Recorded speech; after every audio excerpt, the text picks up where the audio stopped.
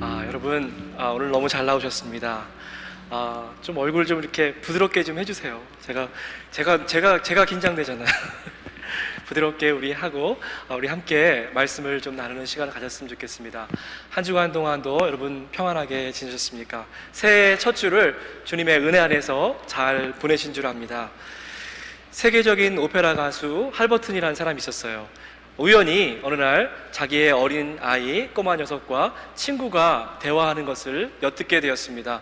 먼저 그 친구가 아들에게 막 의시되면서 자랑하기 시작했어요. 들어봐. 우리 아빠는 우리 동네 그 시장님하고 아주 친해. 그랬는데 그 아들이 잠시도 주저하지 아니하고 이 아이에게 대꾸했다는 거예요. 그래? 그러면서 우리 아빠는 온 세상을 다 창조하신 하나님하고 정말 친해, 이렇게 얘기했대요.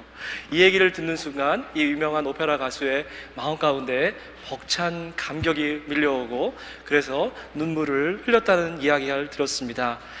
여러분, 가장 위대한 유산은 아이들에게 돈을 많이 물려주는 것도 아니고 또 좋은 교육, 또 좋은 가정, 가정의 무슨 교훈들 이런 걸 물려주는 것이 아니라 가장 위대한 유산은 바로 신앙의 유산을 물려주는 것입니다. 그런데 사랑하는 여러분들, 어떠세요? 정말로 여러분의 자녀들이 여러분들을 바라보면서 우리 엄마 아빠는 하나님하고 정말 친해, 하나님의 단짝이야, 이렇게 얘기할 수 있습니까? 망설일 필요 없이, 주저함 없이 기도할 때마다 눈을 감을 때마다 첫 마디가 그저 하나님 아버지 내가 왔습니다 라고 이렇게 얘기할 수 있습니까?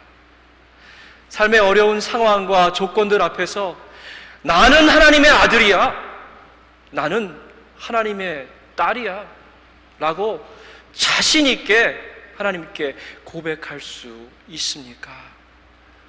오늘 저는 아주 간단한 하지만 너무나 중요한 문제에서 말씀을 시작하려고 합니다. 여러분, 어떻게 하면 하나님과 정말 친해질 수 있습니까? 정말로 하나님과 가깝게 지내면서 그분의 음성을 고스란히 우리에게 전해줬던 한 선지자를 여러분에게 소개하고 싶습니다. 바로 예레미야였죠. 유다 왕 시드기야 시대였습니다. 바벨론 느부갓네살 왕이 이제 예루살렘을 포위하고 마치 목을 졸라오는 것처럼 예루살렘을 점점 공격하기 시작했습니다. 나라의 운명이 이제 바람 앞에 놓인 그러한 가느다란 촛불과 같은 그러한 처지가 되었죠. 예레미야는 주저하지 아니하고 왕과 백성들에게 이렇게 선포하기 시작했습니다. 모든 우상을 다 버리고 이제 하나님께 회개하여라. 예레미야는 예루살렘의 성이 파멸된다는 것을 이제 눈앞에 보는 것을 확실하게 알았습니다. 시드기야 왕은 그 눈의 가시 같았던 존재, 정말로 골칫덩어리였던 예레미야를 두 번째로, 오늘 본문 첫째로 보면 알 수 있죠? 두 번째로 이제 시위대 감방에 쳐 넣었습니다. 모든 방법과 모든 수단과 모든 길이 다 막혀버렸습니다. 더 이상 하나님께서 주신 그 귀한 메시지를 전할 수 있는 방법도 없습니다. 곰곰이 생각해 봤어요. 예레미야가 가장 힘들었던 것이 무엇일까? 감옥에 갇혀서 당하는 육체적 고통이었을까? 아니면 하나님께서 주어지는 그 귀한 메시지를 전할 수 없는 그러한 영적인 고통이었을까? 저는 그가 영적인 고통 때문에 더 힘들어했다라고 생각합니다. 하나님, 내 마음속에 하나님의 말씀이 불릴 듯 일어나서 내가 그것을 전하지 않고는 내가 심령이 불타는 것 같아서 견딜 수 없나이다 라고 고백했던 예레미야, 그가 얼마나 지금 영적으로 깊은 고통 가운데 빠져 있을까 생각해 보았습니다. 저와 여러분이 이러한 상황에 놓였다면 어쩌면 너무나도 쉽게 당연하게 하나님을 원망했을지도 모르겠습니다. 하나님, 제가 하나님 일 하느라고 평생 남들이 다가보는 장가도 못 갔어요. 그죠? 토끼 같은 자식도 없고 여우 같은 마누라도 없이 한평생을 외롭게 살았습니다. 목숨 걸고 하나님 말씀만 선포했습니다. 끊임없이 하나님의 뜻을 하려고 금식도 밥 먹듯이 했고요, 눈만 뜨면 하루 종일 기도했습니다. 그런데 하나님, 이제 와서 이게 뭡니까? 정말 해도 너무하는 거 아닙니까? 에레미야는 이렇게 하나님을 원망하지 않았지요. 그분께 불평과 불면을 쏟아 부어넣지도 않았습니다.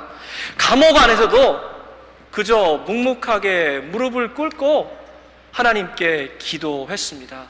여러분, 어떻게 이 일이 가능합니까? 어떻게 이렇게 절망의 상황 가운데에서 아무런 소망도 보이지 않는 그 자리에서 끊임없이 하나님께 기도할 수 있습니까? 정답은 하나예요. 에레미야는 상황을 보지 않았습니다. 그 상황 너머에 계신 하나님 한 분께만 그의 시선이 집중되었다는 것입니다. 살다 보면 정말로 기가 막힐 때가 있어요. 너무 기가 막혀서 입도 뻥끗할 수 없는 상황이 있기도 합니다. 진짜로 기가 막히고요, 정말로 답답해서 아무 말도 할 수 없을 때가 있습니다. 너무너무 억울해서 어떻게 이것을 변명해야 될지 모를 수 있는 상황에 처할 때도 있습니다. 사면초가라는 말이 있죠. 사면을 다 돌아봐도, 동서남북 앞뒤 좌우 다 돌아봐도 나를 도와줄 수 있는 사람이 단 한 명도 없다는 이 사실 앞에 우리는 마치 고아처럼, 외로운 아이처럼 떨고 있었던 그러한 시간도 있었다는 겁니다. 아마도 오늘 에레미야 선지자가 이러한 상황 가운데 처해 있었던 것 같습니다. 사랑하는 여러분, 세상의 도움이 끊어졌을 때, 이제 내가 기댈 언정마저 빼앗겨 버렸을 때에 우리는 도대체 어떻게 해야만 합니까? 아까 불렀던 찬양이죠. 내가 눈을 들어서 산들을 바라봅니다. 나의 도움이 어디에서 옵니까? 나의 도움은 오직 신실하신 하나님 한 분께로만 옵니다. 하늘과 땅을 만드신 그분께로부터 우리의 도움이 옵니다 라고 고백하는 것이 오늘 에레미야의 고백입니다. 그렇습니다. 첩첩산중 가운데에 높은 산에 둘려서 아무것도 바라볼 수 없는 그런 상황 가운데 우리가 처해 있습니다. 사랑하는 여러분, 이제 눈을 좀 드시기 바랍니다. 눈을 드세요. 우리의 문제보다, 우리의 걱정보다, 우리를 둘러싸고 있는 그 높은 문제의 산보다 더 높은 곳에 계신 하나님을 바라볼 수 있는 여러분, 눈을 드시기 바랍니다. 우리의 도움이 어디에서 옵니까? 하나님 한 분께로만 옵니다. 천지를 만드신, 저와 여러분을 빚으신 하나님만이 정답이시죠. 하나님만이 우리의 피난처가 되십니다. 하나님만이 우리의 구원의 방패가 되십니다. 하나님만이 우리의 숨을 바위가 된다는 말입니다. 하나님께 집중하지 못하면 여러분, 어떤 현상이 벌어지는 줄 아세요? 자꾸만 다른 것들이 보입니다. 하나님께 집중하지 못하면 자꾸만 다른 것들이, 다른 소리들이 들려요. 헛것 보고 헛것 들리는 것, 헛것 이끄는 것, 헛것에 이끌려가는 것, 이게 별거 아닌 것 같지만 사실은 여러분, 이것이 바로 하나님 앞에서 영적인 간음죄를 범하는 것이라는 것을 분명히 기억하시기 바랍니다. 야고보 말씀에 귀를 기울이시기 바랍니다. 여러분이 세상을 사랑하는 것이 하나님을 미워하는 것이라는 것을 분명하게 기억하시기 바랍니다. 세상과 단짝이 되고 세상과 벗하고 세상을 사랑하는 바로 그것이 하나님과 원수가 되는 것입니다. 세상도 사랑하고 하나님도 사랑할 수 있다는 생각을 오늘 말끔히 지워버리시기 바랍니다.